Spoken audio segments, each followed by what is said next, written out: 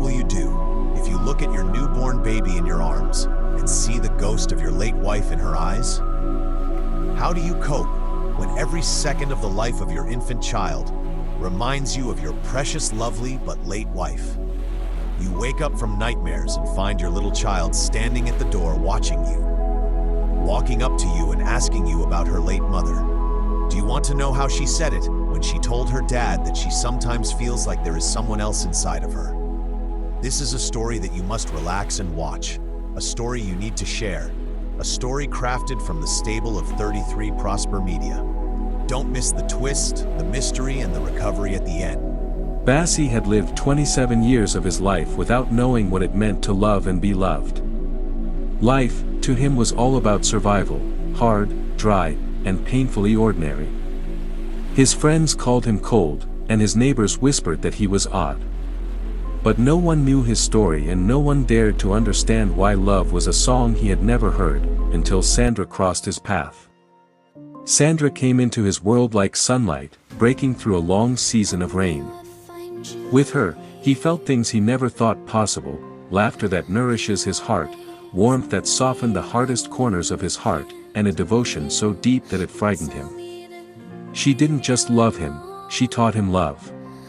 To love and be loved, and his heart, long starved, devoured it greedily. But fate has a strange cruelty. After their marriage, Sandra was 8 months pregnant with his child, when the bus she boarded one evening never reached its destination. Screams tore through the air, as metal groaned, and glass shattered into pieces that glittered in the dust. In that chaos, Sandra, broken and bleeding, fought her last battle, to bring a child into the world even as her own life slipped away. When rescuers arrived, they found her cradling a newborn girl. Her eyes were closed. Her chest was still. But in her arms, life cried out into the night. Bassi's world ended and a new chapter began on the same day. For some weeks, he wandered like a ghost, cradling the child with hands that shook not just from grief, but from terror and horror. Terror of the memory, terror of the silence in his house, horror of what lies ahead, and slowly, a terror of the baby herself. Because when he looked at her, he saw Sandra. The baby was named Amara, Grace. Everyone said it was fitting. Grace that she lived when everyone else in the bus perished. Grace that Sandra's bloodline did not end in the wreckage of that bus.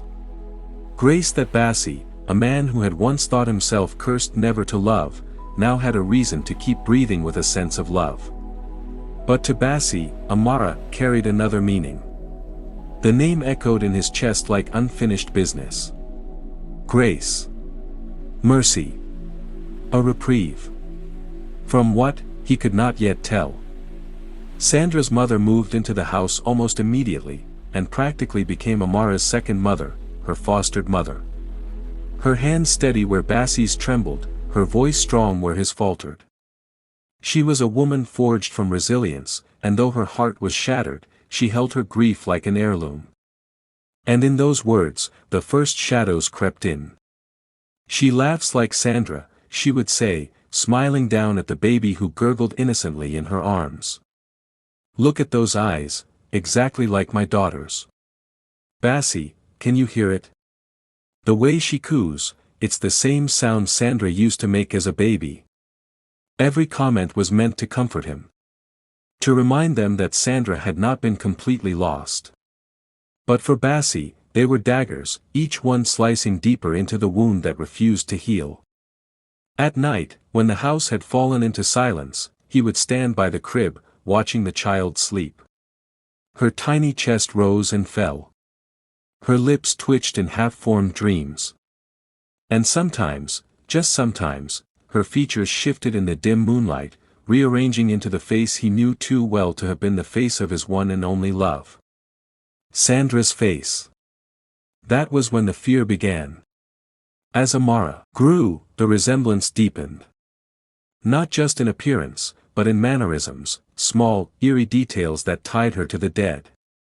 At 3 years old, she stood in front of the mirror one morning and brushed her hair with such delicate precision that made Bassi froze at the doorway. That was how Sandra used to stand, with her head tilted slightly, humming under her breath as she dragged the comb through her hair in slow, careful strokes.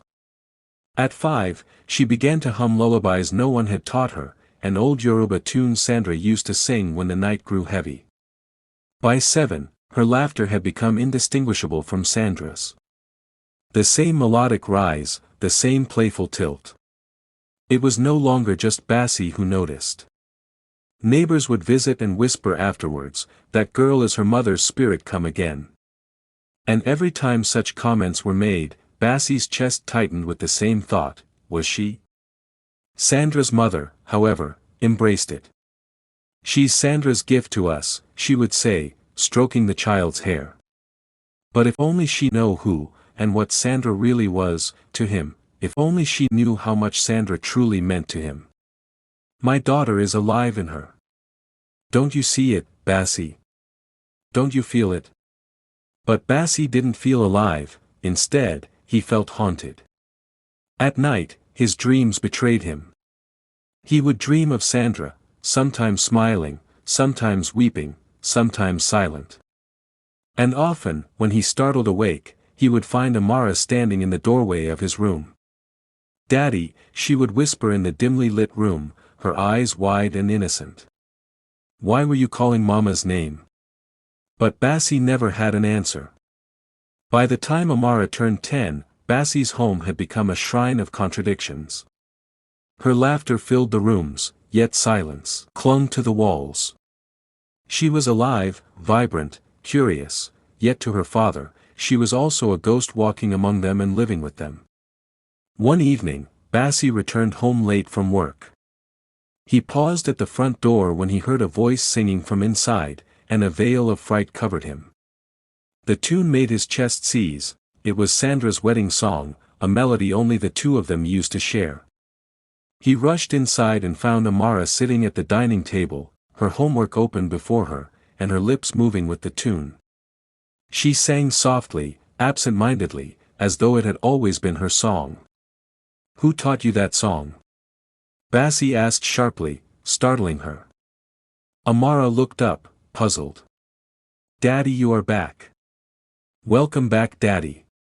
"No one taught me, Daddy. It just came to me." His hands trembled as he set down his briefcase. He wanted to tell her it was Sandra's song. He wanted to scream. But the words knotted in his throat, and instead he only whispered, "Finish your homework." That night, sleep abandoned him once again as he lay awake, staring at the ceiling, the melody still circling in his head. And in the dim silence, he thought he heard Sandra's voice, faint, distant, yet calling his name. Bassie stopped walking Amara to school. Not because he didn't want to, but because every morning she would reach out to hold his hand exactly the way Sandra used to hold his hand. Her thumb would trace the same absent circle against his palm, inciting a sense of familiarity and belonging. It terrified him. At school events, teachers praised Amara's intelligence, her charm, and her elegance, which Bassie understandingly attributed to Sandra, her mother. "She's beyond her years," they had always said. Bassie only smiled stiffly, but inside, he felt himself unraveled. The turning point came one rainy evening. A storm lashed against the windows while Bassie dozed on the couch. He woke to find Amara standing inches away from him, with her hair dripping wet, her eyes glowing in the half-light. "Daddy," she whispered, her voice oddly low for a 10-year-old. "Why don't you love me the way you loved Mummy?" The words pierced him like a blade. His throat closed, and he could feel his hands almost shaking. He wanted to protest, to deny, but his tongue felt heavy. When he blinked, the child's face seemed to shift, and for the briefest second, it was Sandra staring at him through Amara's eyes. He screamed. Amara jumped back, startled. "Daddy?" But Bassie could only bury his face in his hands, shaking, muttering Sandra's name again and again. From that night, the house was never the same to him anymore. Amara grew into her teenage years, more beautiful by the day. She turned out a perfect mirror image of her late mother. Strangers often stopped them on the street, marveling at the semblance. Some even said things that curdled Bassie's blood. She must be Sandra herself, returned to you. God gave her back to you in another form. Every comment widened the gulf between father and daughter. No man could ever live with such a compelling fear for the rest of his life. Even if Bassie was ever tempted to marry another wife, the fear of living with, and being watched by his late wife was enough creepy deterrent to dissuade him. Amara, meanwhile, became restless. She noticed her father's distant stares, and his tremors when she spoke certain words. And also his tendency to avoid her gaze. "Daddy, why? Are you afraid of me?" she asked one afternoon, with her voice breaking. Bassie froze. The truth swelled in him, desperate to be spoken, but he swallowed it down like poison. Instead, he said, "I'm not afraid. I'm only tired." But Amara didn't believe him. She began to watch him the way he watched her. Quietly. Searchingly. Like she was the one being haunted now. And as nights passed, something darker crept in. Bassie started hearing footsteps in the corridor long after Amara had gone to bed. He would open his eyes and see her standing by his door, motionless, watching. Each time he asked, she would smile faintly and say, "I just wanted to be sure you're still here." But deep in his bones, Bassie feared she wasn't Amara at all. At 14, Amara's curiosity sharpened into something Bassie could no longer avoid. She began asking questions no father ever wishes to hear. "Daddy," she said one evening, her eyes steady, "what was Mama like?" Bassie's breath caught, and his mind lost for a brief seconds. He had avoided this moment for years, hiding behind silence and half-truths. Now the girl who wore Sandra's face demanded to know about Sandra. She was, his voice cracked. He forced the words out. She was kind. Gentle. She loved deeply. Amara smiled faintly. "Like me, then?" Bassie's throat tightened.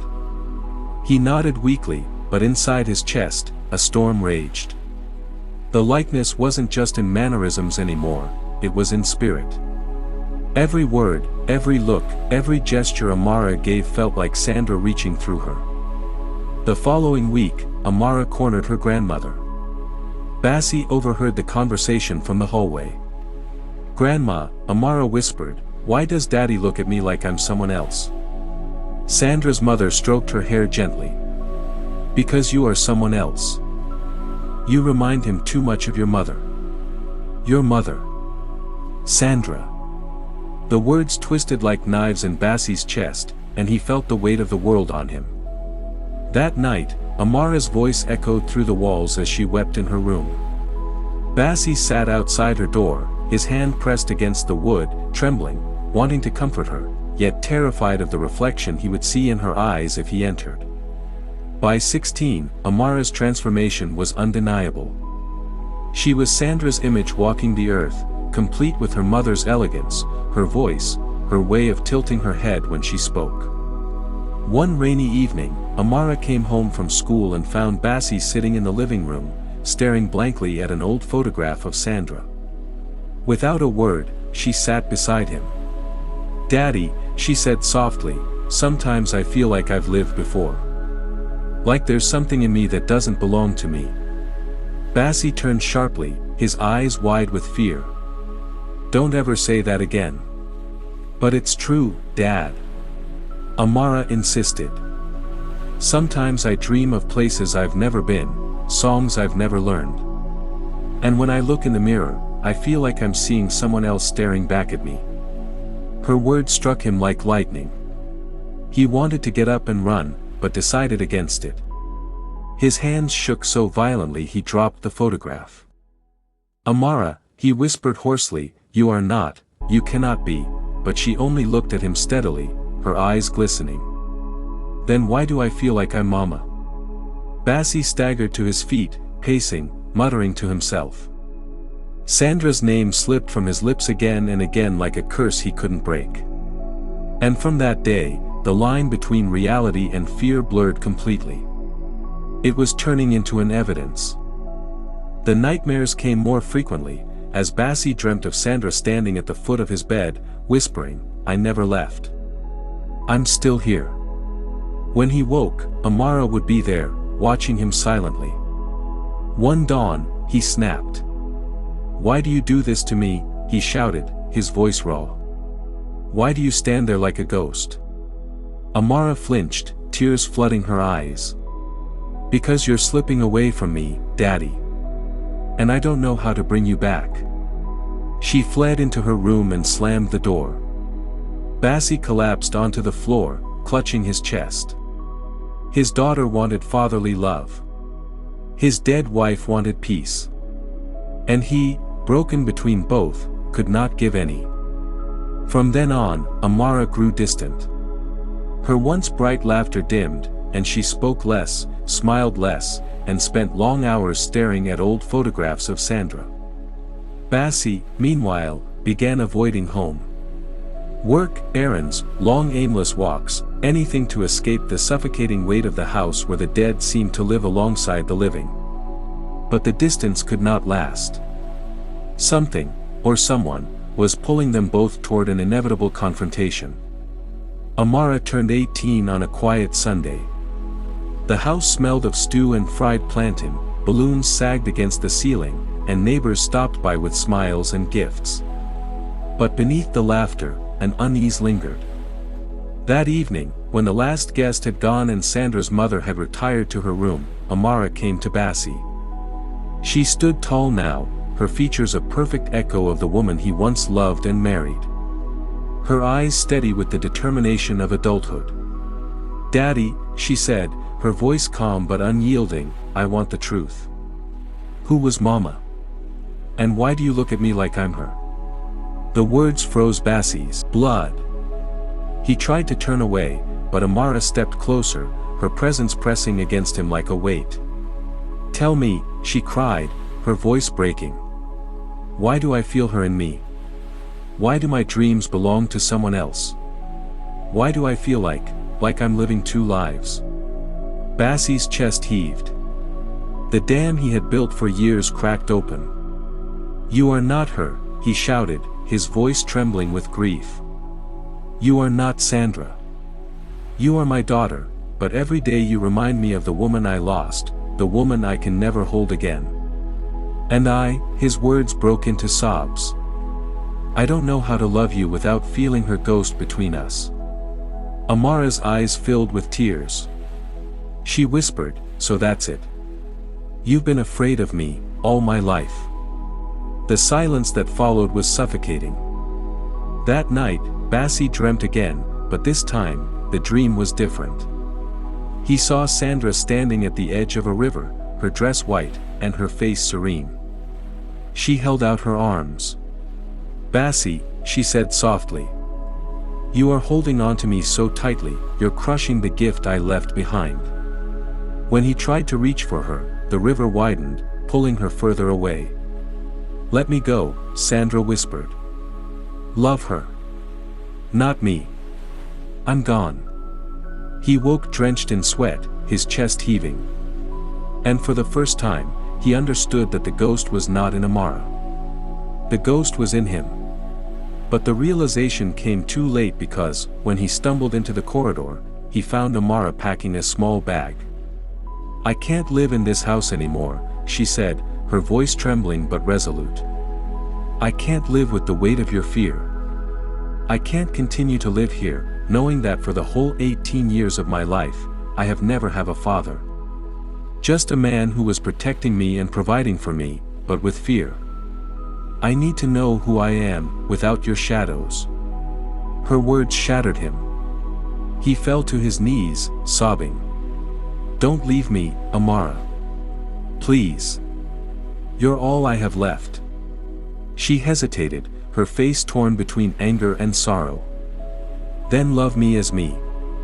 Not as her. Not as Sandra's shadow.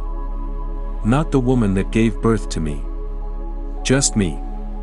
Morning light streamed into the living room as father and daughter sat across from each other, silence thickened between them. Bassie's eyes were hollow, but in that hollowness was something new. Something called surrender. "Amara," he whispered, "I have failed you as a father. I've treated you like a ghost instead of my precious child. I didn't know how to handle the possibility of you being your mother, Sandra. But I see now, not giving you the wholehearted devotion of a father to a precious daughter was the real betrayal." Tears welled in Amara's eyes. Slowly, she set down her bag. For the first time in years, Bassie reached for her without trembling. His arms wrapped around her, as she stood up and sat beside him, and though his body shook with sobs, he held her tightly. Not as Sandra reborn, not as a haunting ghost, but as his beloved daughter. And in that embrace, the air in the house shifted. It was as though Sandra herself had exhaled at last breath, leaving them free. That night, Bassie slept without dreams. For the first time since the accident, his bed was not haunted. In the quiet dark, Amara whispered into the silence of her room, "I am not you, Mama. I am me." And the shadows receded. And that's how the story ended, at least for now. So, let me know what you think about the story in the comment below. Oh, I love to hear your comments, and that way the story continues. Please, don't forget to subscribe to this channel if you haven't subscribed already, and also remember to share the story with your loved ones for a good time. Stay blessed.